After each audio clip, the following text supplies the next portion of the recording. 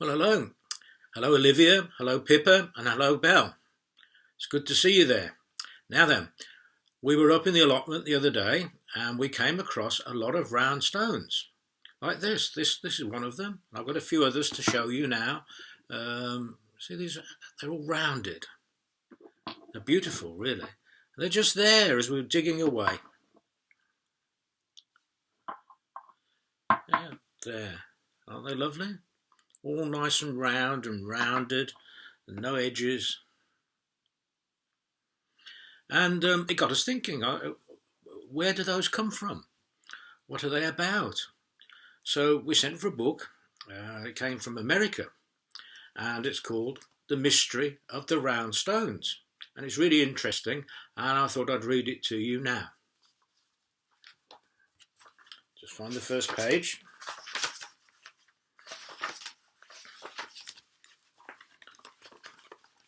Now then, look, a long time ago, a very, very long time ago, which was before they had things like this. You remember this pocket watch? Before anybody had watches or calendars or diaries or anything, a long time ago, there were these tall mountains in Scotland. And the Ice Age came along, lots of ice and lots of coldness, and put pressure on these mountains, and they crumbled. They sort of cracked and crumbled. And in fact, in those days, they made caves, and these saber-toothed tigers would live in them.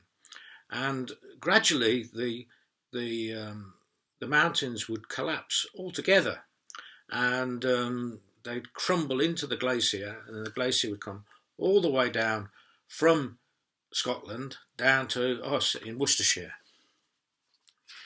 Look at the next page. Now, this story centres around Sarah and Max. Oops, let's get the table, this right to the camera. Who used to come down to the farm in Malvern, and where their grandfather was, and they'd help out with the chores. And one day they were out in the fields, and they came across a great big pile of larger round stones, larger than the ones we've got here, but the same sort of thing. And they're rounded, and you think, well, what are they doing there? So they went back to Grandpa, who was working in the fields, and he said, I wondered where you'd got to. We're working. And they said, well, we found these fantastic stones. And what are they? And he said, well, I'll tell you what, we'll have a break. We'll go and have a picnic by the stones, and I'll tell you all about them.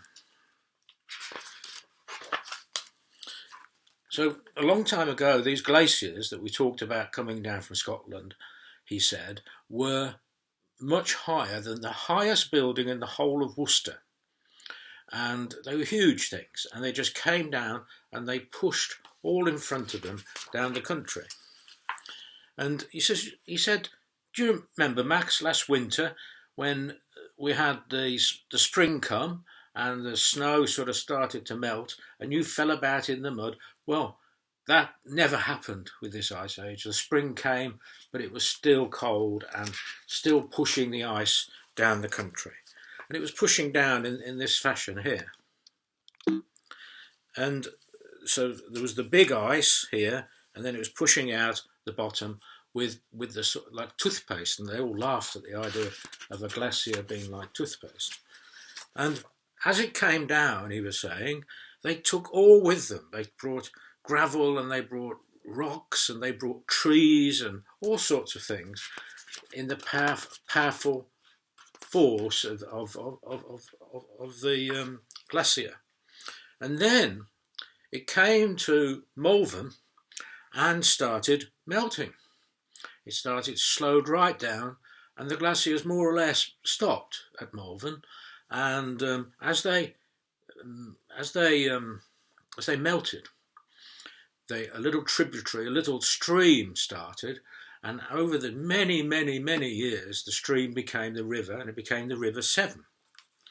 And each side of the Severn, there was on one area a very flat area, which was, we see when we go to the top of the Malverns, like we do from time to time, you look down, you see that flat area. Well, that's where the glacier has been. But further over, if you look to the west, if you look towards Wales, you'll see the mountains and the hills are still there, and the glacier didn't go there. It carved down the flat, and that's how it sort of works. So at the end of that glacier, in Malvern, lived on what they call the tundra things like the woolly mammoth.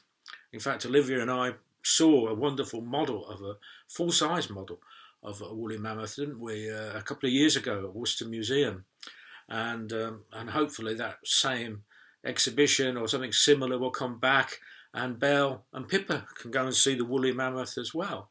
They're beautiful things, and to keep warm in the incredibly cold weather, they've got a big coat, and there's a hump here where apparently they kept a lot of their food to get them through the periods where they couldn't get food. And in that same period also people came across from Europe, and they were living down in that tundra area around Malvern as well. They've got fires and they've got tents, and they're cooking and they're hunting, making their coats from fur as well. So mankind was sort of there. So that's all very well, but what about the stones? What about these? Well, as it melted, as the glacier melted, these were all within there, and they'd all been rubbed and smoothed by the glacier over thousands and thousands of years on its way down from Scotland, and as it melted, they just dropped down onto the ground, including our allotment.